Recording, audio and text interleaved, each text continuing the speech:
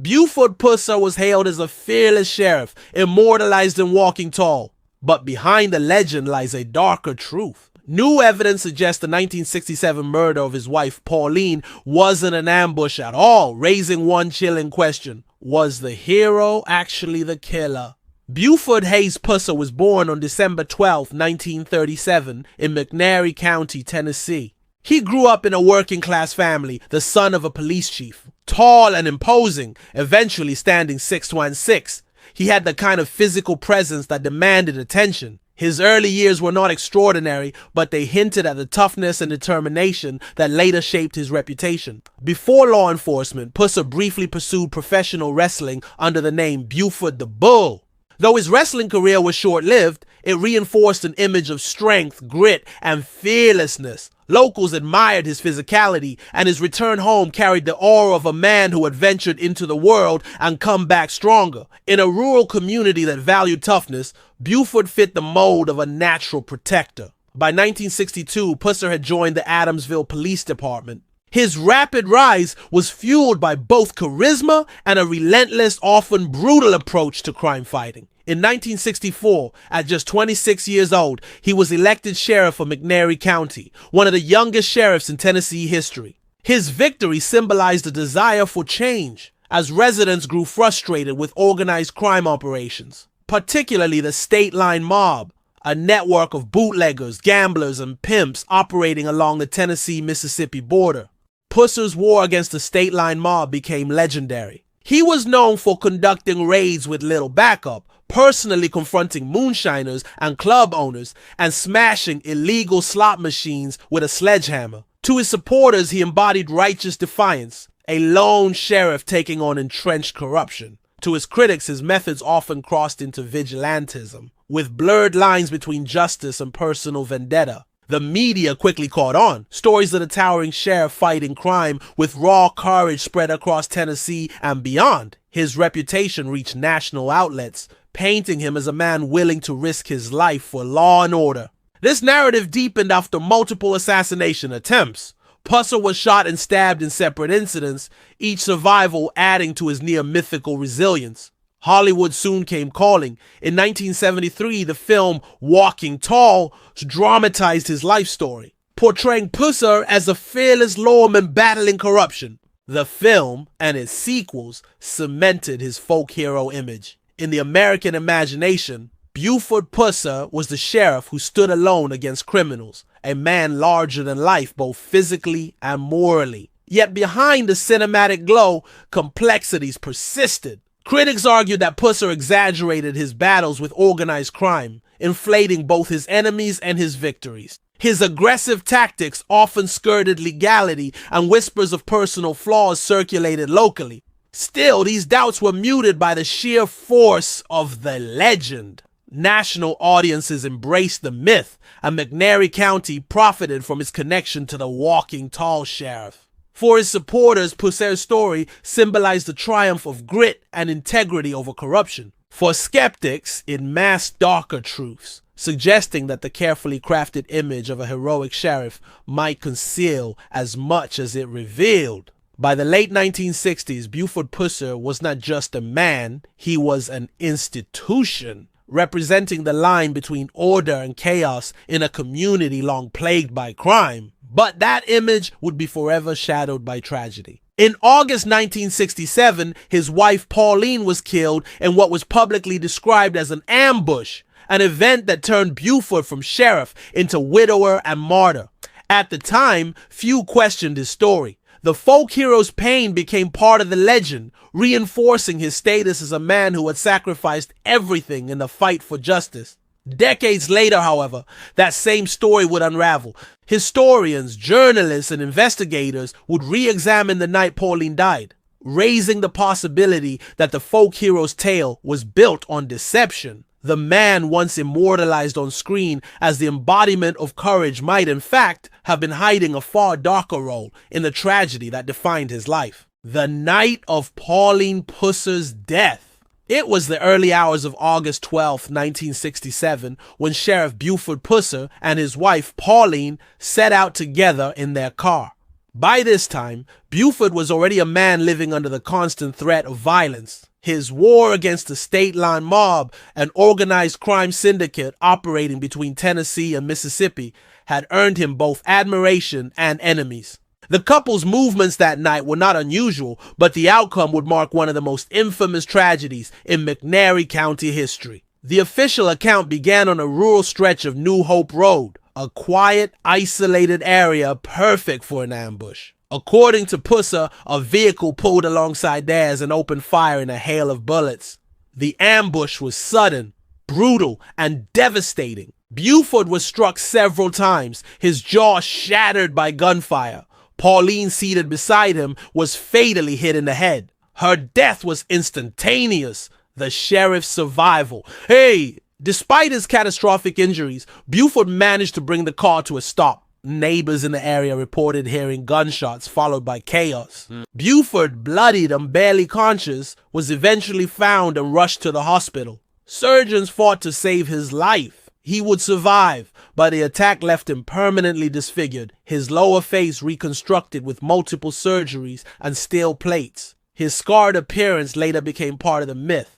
The lawman who not only stared death in the face but bore its marks for life. The media framed his survival as miraculous. Headlines across Tennessee portrayed him as the ultimate victim of organized crime, a sheriff willing to sacrifice everything in his crusade against corruption. The narrative was clear. Pauline's death was not just a personal loss, but a consequence of Buford's bravery in taking on dangerous enemies. The immediate narrative. Buford wasted no time naming suspects. According to his account, the ambush was carried out by members of the state line mob, longtime adversaries who had motive to retaliate. In particular, he pointed to notorious figures connected to organized crime around the Tennessee-Mississippi border. To the public, this explanation made sense. Buford had been targeted before, why not again? The idea that criminals had silenced his wife seemed both tragic and logical. Pauline's funeral further elevated Buford's standing. The grieving sheriff, his face bandaged and broken, became a symbol of sacrifice. Local officials and media outlets depicted Pauline as an innocent casualty in a war between law and crime. Her death was memorialized not as a domestic tragedy, but as a public one, woven into the mythology of her husband's struggle. The lack of convictions. Despite Buford's accusations, no one was ever successfully prosecuted for Pauline's murder. Investigators struggled with insufficient evidence, conflicting testimonies, and a lack of physical proof linking suspects to the crime scene. Several individuals were questioned, and a few were briefly detained, but charges were either dropped or failed to hold in court. This failure frustrated many. To supporters, it proved how powerful and untouchable the state line mob remained. To skeptics, it hinted at deeper problems, a case built on weak foundations, and perhaps a story that did not add up as neatly as it seemed. The community response for McNairy County, Pauline's murder, was both shocking and galvanizing. The townspeople rallied around Buford, seeing him as a man who had paid the ultimate price for justice. The story became less about the victim, Pauline herself, and more about Buford's role as a widowed warrior. His personal tragedy deepened his legend. Sympathy cards poured in, and his fame, already growing, now carried the emotional weight of loss. Hollywood later incorporated this event directly into Walking Tall. The death of Pauline was portrayed as the turning point that hardened Buford's resolve to bring criminals to justice, even if it meant standing alone. In film and media, her death served as the heroic catalyst, transforming the sheriff into an unstoppable figure of vengeance. The hidden doubts! Yet even in 1967, not everyone accepted the story without question. Some locals whispered that the details seemed inconsistent. The trajectory of the bullets, the timing of events, and the lack of hard evidence sparked quiet suspicion. Why, critics asked, was Pauline sitting in the passenger seat on a night when Buford knew his life was under threat? Why did none of Buford's sworn enemies face lasting consequences despite his direct accusations? These questions were largely buried beneath waves of sympathy and hero worship. The sheriff's injuries, his visible suffering, and his grief made it nearly impossible for many to doubt him openly. To question Buford Pusser was to question a man who had nearly died beside his wife. Few were willing to take that risk. The aftermath for Buford. Physically, Buford never fully recovered. His jaw had to be wired shut for months, and he endured repeated surgeries to reconstruct his face. The pain was constant, yet he returned to duty as sheriff. Symbolically, he leaned into his role as the scarred survivor. His disfigurement, rather than diminishing him, enhanced his aura of toughness. He was no longer just a sheriff. He was a man who had stared down organized crime and lost his wife in the process. Emotionally, however, the event hardened him. Friends and colleagues described him as more intense, more relentless, and less forgiving in his pursuit of criminals. The man who had once been ambitious and charismatic now carried the weight of personal vengeance. Pauline's death was not just an attack on his family, but a defining scar on his identity. Public memory of Pauline's death. Over time, Pauline herself faded into the background of the narrative. She was remembered largely in the context of Buford's survival and crusade. Her personal story, her individuality, and her voice were overshadowed by the legend of her husband. The tragedy became shorthand for Buford's sacrifice, rather than Pauline's loss of life. But as later investigations would reveal, Pauline's death may have been more than just collateral damage in Buford's war with criminals. Instead, it may have been the center of a far darker story, one in which the man portrayed as a widowed hero might, in fact, have been the one responsible for pulling the trigger. The ballistics and forensic questions. From the very beginning, forensic evidence surrounding the ambush that killed Pauline Pusser was troubling. The official version of events claimed that a car pulled up alongside Buford and Pauline's vehicle and unleashed a barrage of gunfire. But when ballistics experts revisited the case years later, details began to clash. The bullet trajectories, as preserved in police reports and later re-examined, suggested inconsistencies with a moving ambush. Some shots appeared to have been fired at close range rather than from a passing car. Others entered the vehicle at angles difficult to reconcile with the idea of a speeding vehicle shooting blindly into another. The forensic picture was murkier than the heroic story told by Buford. What's more, the weaponry supposedly used by the ambushers was never recovered, nor were convincing links established between the bullets and known members of the state line mob. For a sheriff who claimed to know his enemies well, Buford's accusations felt strangely unsupported. Buford's changing story, Sheriff Pusser's own words, added further doubt. In the hours and days following the attack, his statements to investigators shifted. Sometimes he claimed to recognize the assailants. At other times, he admitted he could not be sure. At one point, he named multiple suspects from the state line mob, but none of those suspects were ever successfully tied to the scene. Over the years, Buford continued to retell the ambush story in interviews, memoirs, and public appearances. But with each retelling, small details changed. How many shooters there were, the type of vehicle they drove, or how the attack unfolded. Supporters dismissed this as the natural result of trauma, but skeptics saw it differently. A man adjusting his narrative to fit what people wanted to hear. Witness accounts and community whispers. Local residents who rushed to the scene after hearing gunfire noted peculiarities. Some remembered that the sheriff seemed oddly calm despite his horrific injuries. Others claimed Pauline was found in a position inconsistent with an external ambush. These observations were never formally recorded in the original investigation, but they lingered in community gossip. Over the years, rumors circulated in McNairy County. Some quietly suggested that Buford himself had pulled the trigger, either intentionally or accidentally. A domestic argument that spiraled out of control was one theory.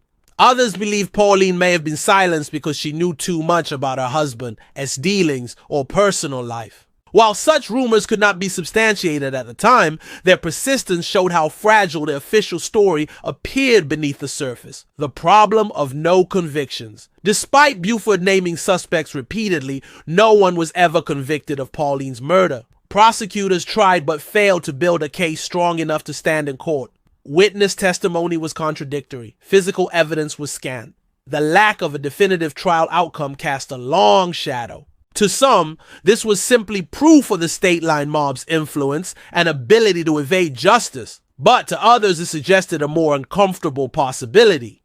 Perhaps there was no mob hit to begin with. If the sheriff's accusations lacked substance, it raised the question of whether they were cover for something else. The Hollywood effect. The release of Walking Tall in 1973 amplified the myth of the ambush. The film dramatized Pauline's death as the moment that transformed Buford from a determined sheriff into a legendary lawman fueled by vengeance. Moviegoers across America wept for the man who had lost his wife to ruthless criminals. Yet this Hollywood depiction had a double effect. It cemented the official version of events in the public imagination, and it discouraged further scrutiny. After all, if the sheriff's story had already been immortalized on screen, how could anyone question its truth without appearing to defame a grieving hero?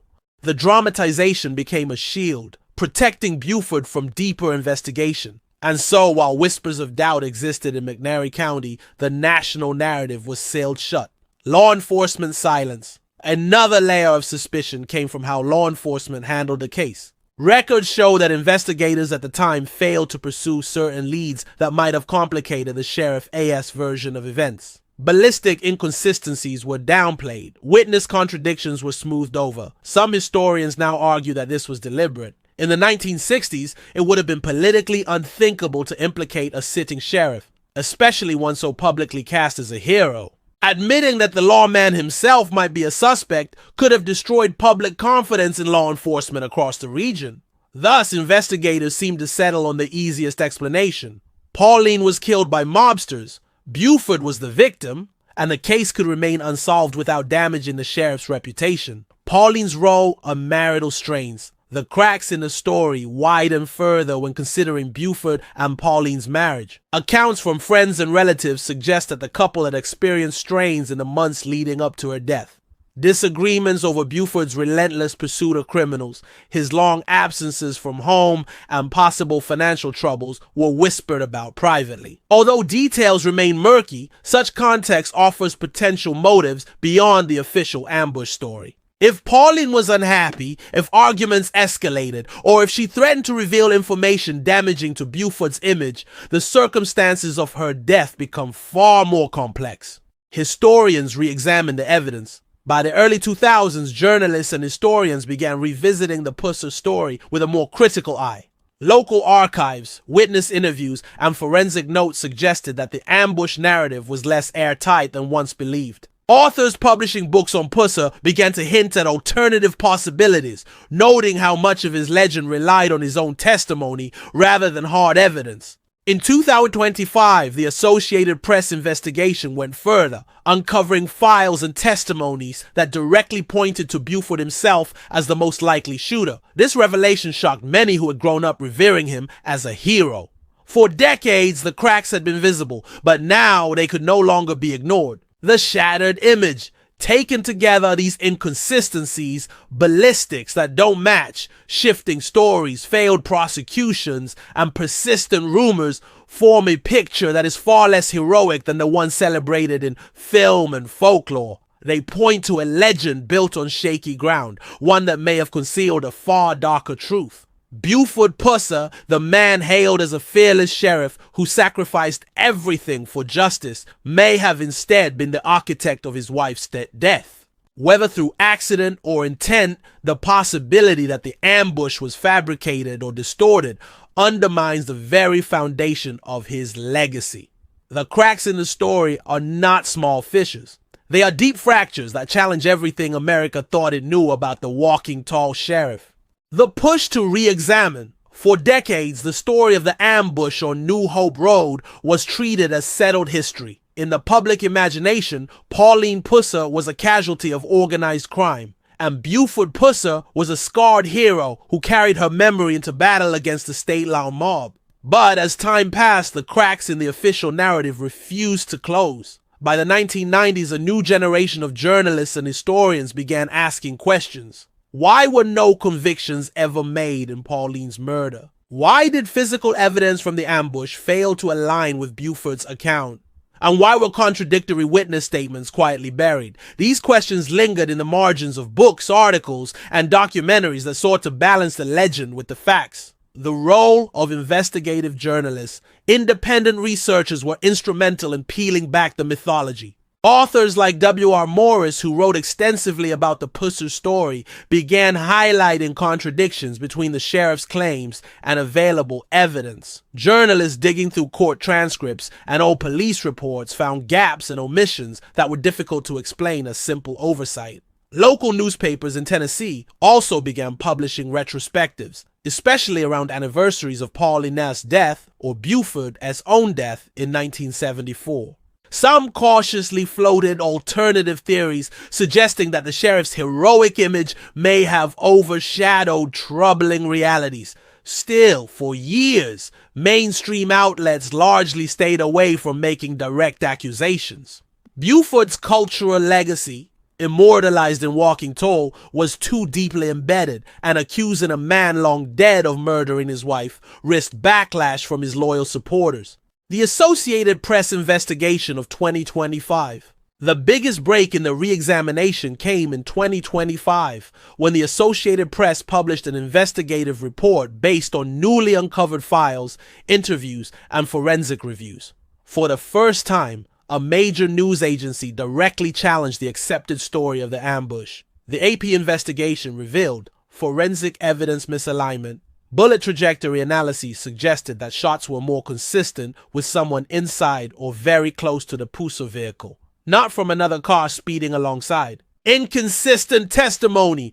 New interviews with surviving witnesses and investigators from the 1960s confirmed long-rumored inconsistencies in Buford's retellings of the event. Suppressed leads. Documents indicated that early investigators had considered, but later abandoned, the possibility that Buford himself fired the fatal shot. Those leads were buried, likely due to political and public pressure to maintain his heroic image. Possible motives. Testimonies pointed to marital tensions, including financial struggles and reported arguments between Buford and Pauline.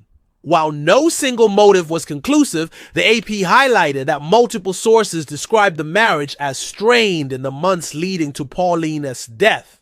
The findings were explosive. For decades, Buford had been depicted as a martyr, his disfigurement and grief seen as proof of his sacrifice. But the AP's evidence reframed his scars not as symbols of heroism, but as potential shields for guilt. Reconsidering the motives, if Buford Pusser killed his wife, the next question was, why? The AP's reporting did not settle on a definitive motive, but it presented several possibilities that historians and criminologists found credible. Domestic conflict accounts from relatives suggested Pauline was unhappy with Buford's dangerous lifestyle. She feared for their safety and resented the constant threat that hung over their family. An argument may have escalated fatally. Reputation protection. Buford's image as the fearless sheriff was his greatest weapon, both politically and personally. If Pauline threatened to leave him, expose secrets, or otherwise undermine that image, silencing her could have seemed, in his mind, the only way to preserve his legacy. Financial and political strain. Some historians speculated that Buford faced debts and political pressure, a tragic ambush story. Casting him as the victim would rally public support, secure his position, and attract sympathy that could be converted into both political power and financial opportunity. None of these motives can be proven conclusively, but when paired with the forensic doubts, they provide context that makes the theory of Buford as the killer disturbingly plausible. The collapse of a myth.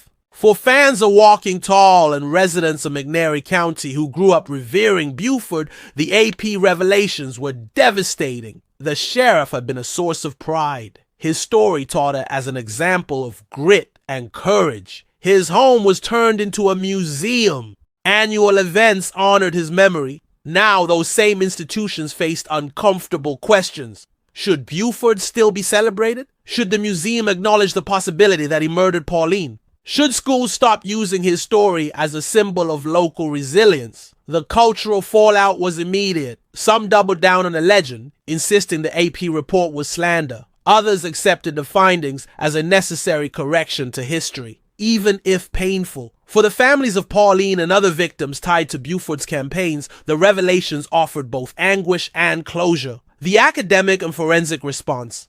Criminologists and historians praise the AP investigation as a rare moment when mythology collided with accountability. They pointed out that cases like this highlight the dangers of elevating lawmen into folk heroes without rigorous scrutiny. Forensic experts also used the case as a teaching tool, emphasizing how flawed investigations in the past, rushed conclusions, ignored evidence, and public pressure can create narratives that survive for decades even when unsupported by facts.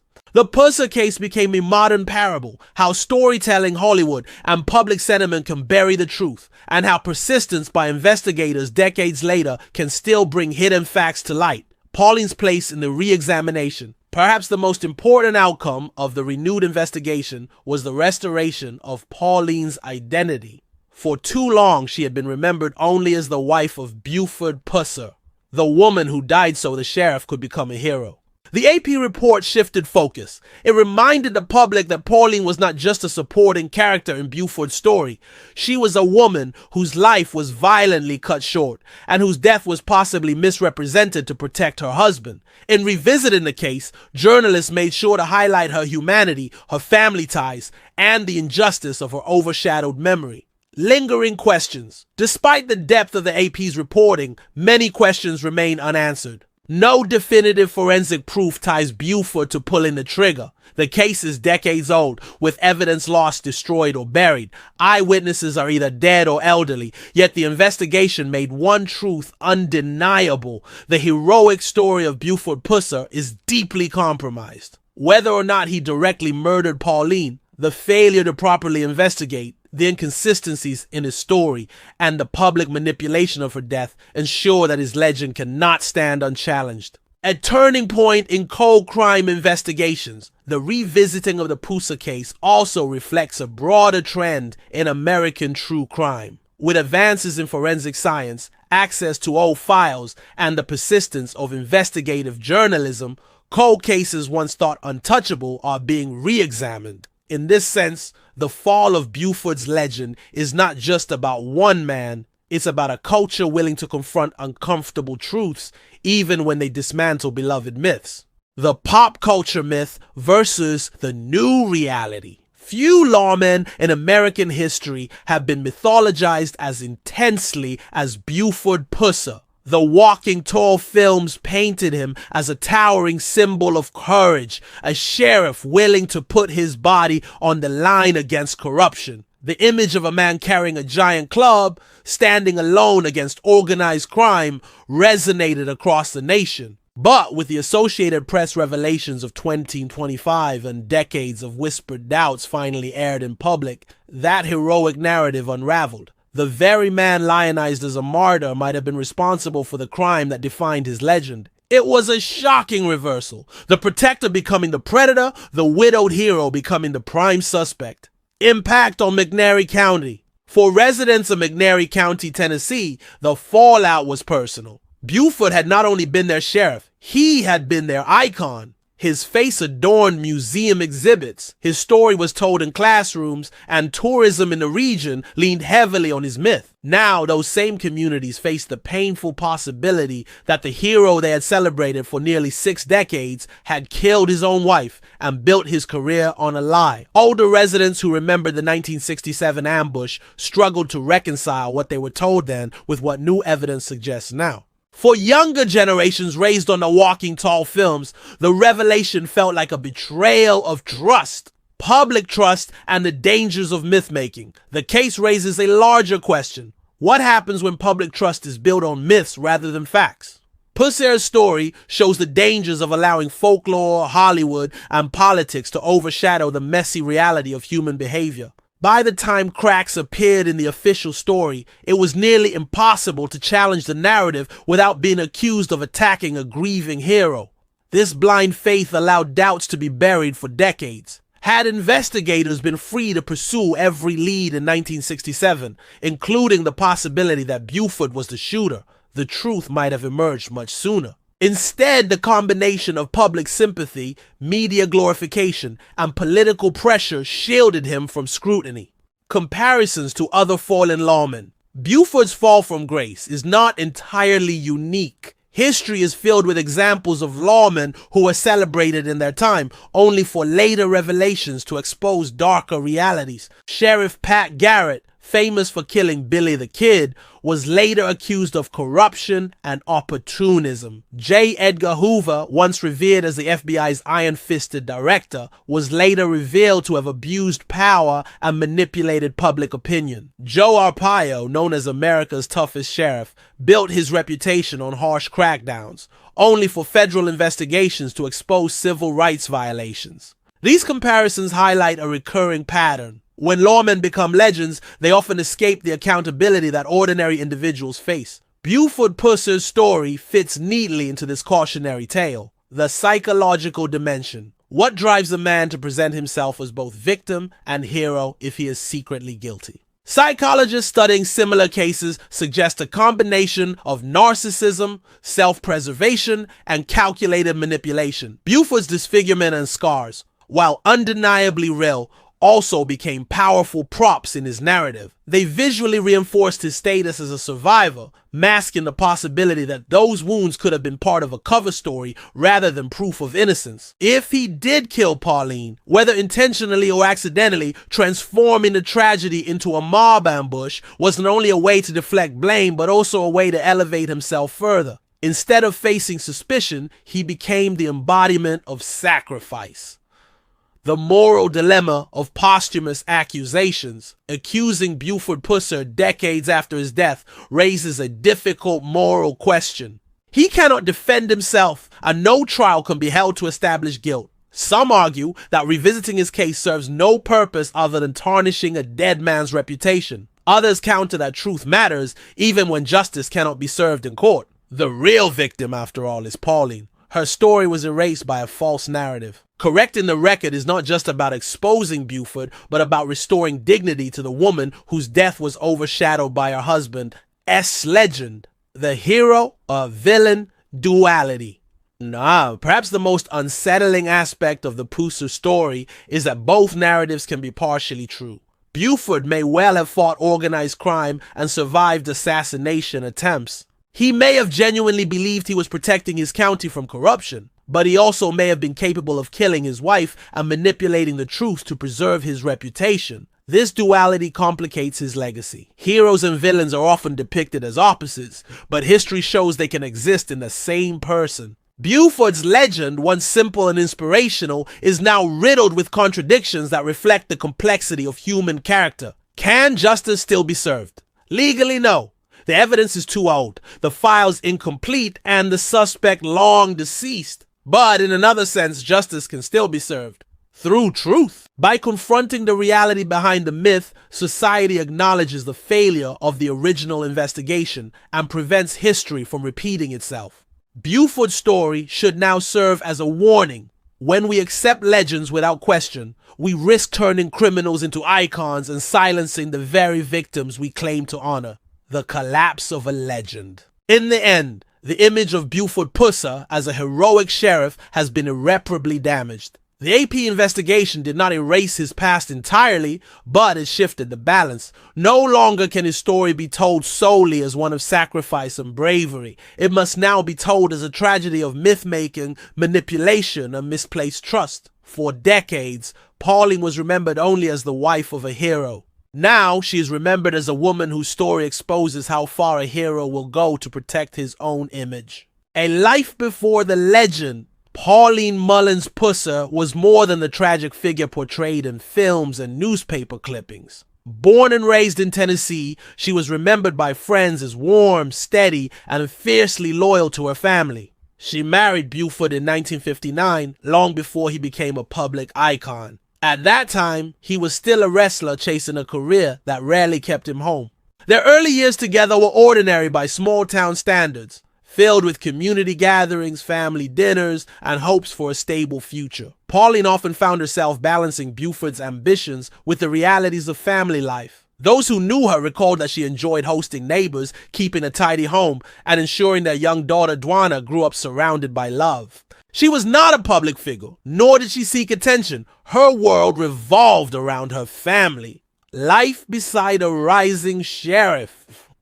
When Buford entered law enforcement and rose to become sheriff, Pauline's life shifted dramatically. Suddenly, she was married to a man at the center of a war against organized crime. This brought prestige, but it also brought danger. Death threats against Buford were common, and by extension, so were threats against Pauline and their daughter. Friends remembered her anxiety during these years.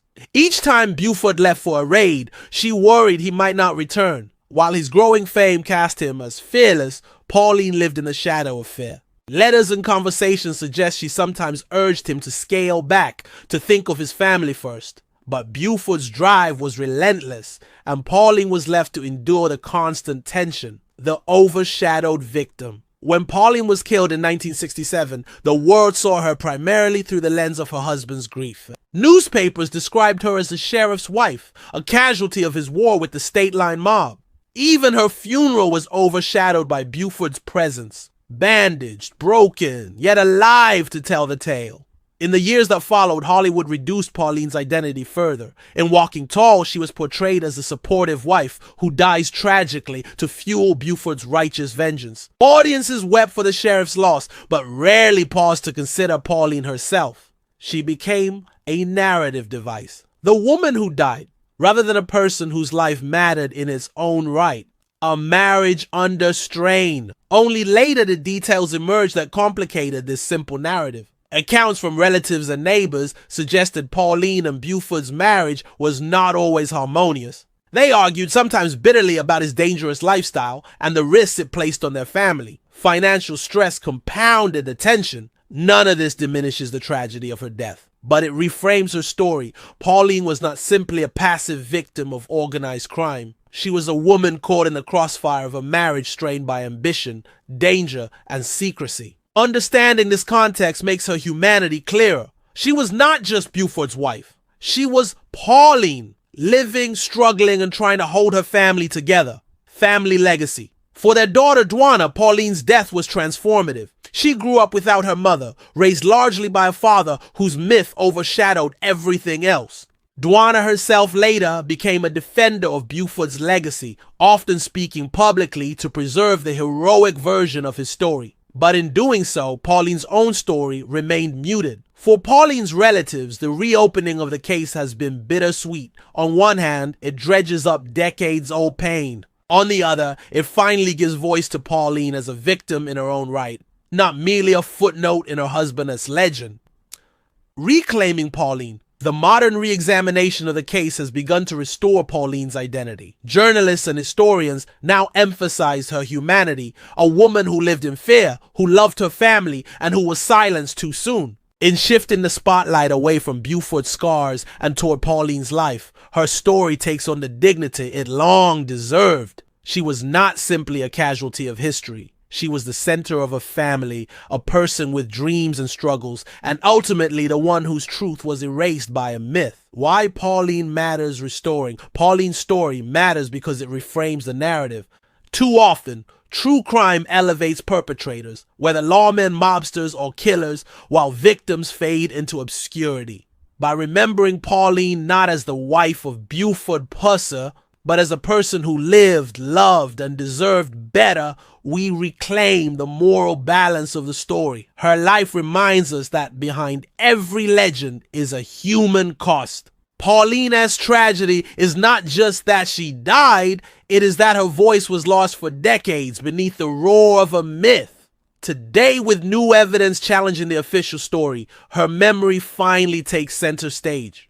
Unanswered questions. The missing evidence. One of the most striking elements of Pauline Pusser's murder is the absence of definitive evidence. The case file from 1967 is incomplete. Some documents lost, others destroyed, and still others buried under decades of bureaucracy. Key forensic items, including bullet casings and ballistic reports, have either vanished or are so poorly cataloged that they cannot be independently verified today. Without a full record, modern investigators are left piecing together fragments, a puzzle with missing corners. This lack of physical evidence is not unusual for cases from the 1960s, but in a case as public as this, the gaps feel deliberate. Conflicting accounts. Eyewitness and investigative accounts of the ambush do not line up neatly. Some locals insisted they saw no other car on New Hope Road that night. Others swore they heard multiple vehicles speeding away. Buford himself shifted his version of events, naming different suspects at different times. Investigators at the time seemed reluctant to challenge him. After all, he was not just a victim, he was the county sheriff. The power dynamic made it nearly impossible for deputies or outside agencies to question his story openly. Those who doubted remained silent, their accounts muted by the weight of Buford's authority and the flood of public sympathy. Why no convictions? The most haunting unanswered question is why no one was ever convicted for Pauline's murder. If Buford's story of a mob ambush was true, why did law enforcement fail to bring charges against even one of the alleged assailants? The state-run mob was certainly ruthless, but they were not invincible. Other members had been arrested for different crimes. The failure to prosecute Pauline's killers suggests two possibilities. Either investigators truly lacked evidence because the ambush never happened as described, or they were pressured into abandoning leads that pointed in an uncomfortable direction. Both explanations reveal systemic failures, the politics of silence. In the late 1960s, Tennessee politics leaned heavily on narratives of law and order. A sheriff who symbolized resistance to crime was a valuable figure, not one to be undermined by scandal. Suggesting that Buford might have been involved in his wife's death would have rocked the foundation of public trust, not just in him, but in law enforcement more broadly. Political pressure likely played a role in shaping the investigation. Convenient suspects were named. Inconvenient contradictions were ignored. The easiest path was to let the story stand. Pauline was killed by mobsters, Buford survived, and the war against crime would continue. The role of Hollywood. When Walking Tall was released in 1973, just 6 years after Pauline's death, it cemented the ambush narrative. Hollywood dramatization made her death untouchable. Once audiences embraced the sheriff's scars as symbols of sacrifice, few dared to reopen the case. This raises another unanswered question. How much did pop culture influence the lack of accountability? By turning tragedy into entertainment, Hollywood may have unintentionally buried the truth. Public memory became shaped by a film script rather than by a case file. The silence of witnesses. Some potential witnesses never spoke publicly. Neighbors who lived near New Hope Road, deputies who worked under Buford, and even Pauline's own relatives kept quiet for decades. Were they afraid? Did they fear retaliation from a powerful sheriff or ridicule from a community that revered him? Or did some simply prefer not to know? In small towns, silence can be a form of survival. Asking too many questions about powerful figures often comes with consequences. Why the cover-up? If Buford was indeed responsible for Pauline's death, the next unanswered question is why so many chose to cover for him. Was it loyalty? Fear? Political necessity? Likely it was all three. Buford's scars made him a sympathetic figure. His survival story brought national attention to McNairy County. The sheriff's myth benefited more than just him. It boosted the county's reputation, tourism, and political standing. For many, protecting Buford's image may have seemed easier than confronting the possibility that their hero was a killer. Lingering doubts. Today we cannot know with absolute certainty what happened on New Hope Road. The passage of time has eroded evidence, blurred memories, and silenced many voices. But the unanswered questions themselves are telling. Why did ballistics not align with an external ambush? Why did Buford's account change so often? Why did no convictions follow, despite named suspects? Why were leads pointing back to Buford abandoned? Each question erodes the foundation of the official story. Together, they suggest a cover-up of immense proportions, one that may have robbed Pauline of the justice she deserved, a case that still haunts. Even now, the case continues to haunt historians, true crime researchers, and Pauline's extended family. It is not just an unsolved crime. It is a story about power, myth, and the cost of silence. Buford Pusser's name remains etched in American pop culture, but behind it lingers a void. The unanswered questions surrounding Pauline's death remind us that legends are not always built on truth. Sometimes they are built on omissions, distortions, and lies too painful to confront at the time. The clash of myth and truth. The story of Buford Pusser is no longer just about a sheriff from Tennessee. It is about how myths are created, sustained, and eventually challenged. For decades, Buford's narrative was simple. a courageous lawman who risked everything to protect his community, scarred in battle and widowed by ruthless criminals. That myth was reinforced by Hollywood, books, and even community pride. But the revelations of recent years force us to confront a harsher reality. The very event that defined his legend may have been a fabrication. The sheriff immortalized in Walking Tall may have built his reputation not on sacrifice, but on deception. The clash between the myth and the truth leaves us with an uneasy legacy, one that asks whether society prefers comforting lies over painful honesty. Walking Tall versus Walking in Shadows. The film series that turned Buford into a folk hero also distorted history. Walking Tall simplified complex events, turning Pauline's death into the noble sacrifice that fueled her husband's fight for justice. The truth, that her murder remains riddled with unanswered questions and forensic inconsistencies, was left on the cutting room floor. This reveals a broader pattern in American culture. Hollywood often elevates lawmen, soldiers, and leaders into flawless heroes, even when their real lives were messy and controversial. The danger is that entertainment becomes memory. When people remember Buford today, many think of a movie character, not the flawed man behind the image. Law enforcement lessons. The Pusser case also leaves lessons for law enforcement. When investigators ignore contradictions, bury leads, or bow to public pressure, justice is compromised. The 1967 investigation into Pauline's death was flawed not only by poor forensic practices of the time, but also by deference to Buford's authority. Had the case been treated with impartiality, the truth, whatever it was, might have emerged much sooner. Instead, law enforcement allowed a narrative to harden into fact, teaching us that unchecked myths can undermine accountability. Cultural memory and folklore. Buford's story shows how quickly folklore can overtake fact. In McNairy County, his name became a symbol of toughness. His house turned into a museum, his story repeated as a badge of local pride. For many, questioning him felt like questioning the identity of the community itself. But cultural memory is not static. As new evidence surfaces, folklore evolves. Today, the legend of Buford Pusser is being rewritten, not as a story of pure heroism, but as a cautionary tale of how power, myth, and silence can conspire to obscure the truth, restoring the victim's voice. Perhaps the most important reflection is this: Pauline's story was lost for too long. She was remembered primarily as the wife of a hero, her individuality erased by the shadow of Buford's legend. The reopening of her case restores her humanity, reminding us that victims are not props in someone else's story. By shifting the spotlight onto Pauline, her life, her fears, her struggles, we reclaim justice in a different form, even without a conviction. Acknowledging her as more than a footnote to Buford's tale is an act of truth-telling long overdue.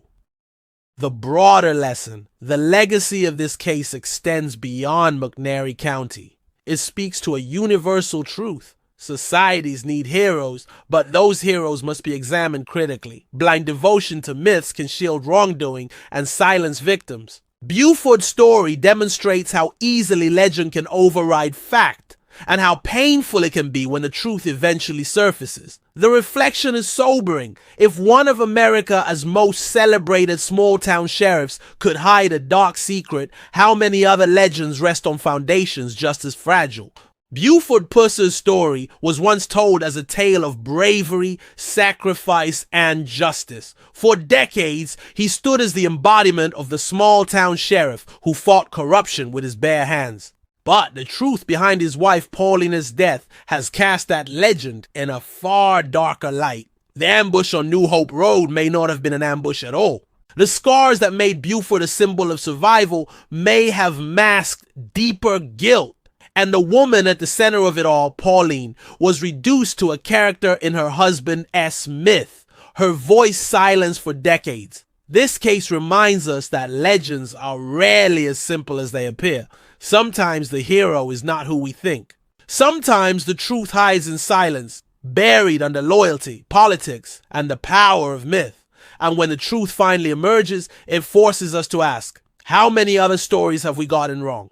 Pauline deserves more than to be remembered as the sheriff's wife. She deserves to be remembered as herself, A woman whose life mattered, whose death remains unresolved, and whose memory challenges us to question the narratives we accept without proof.